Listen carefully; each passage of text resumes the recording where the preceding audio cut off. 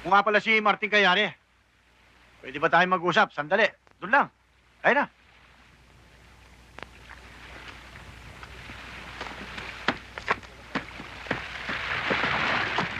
Paupo ka sa rento.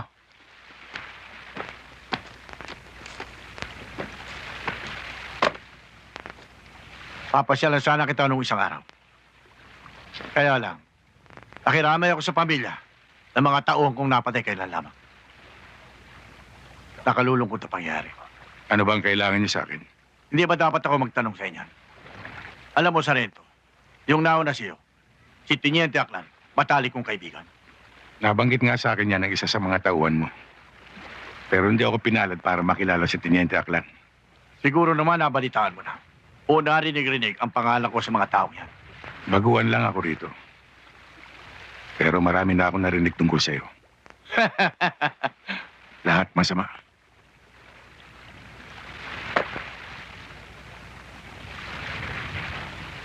Alam mo, Sarento, may ilan din akong mga negosyo.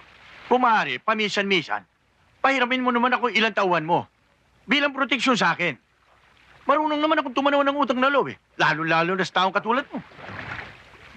Mabuti naman, marami kang negosyo. Sarento, oo o hindi. Ano sa palagay mo?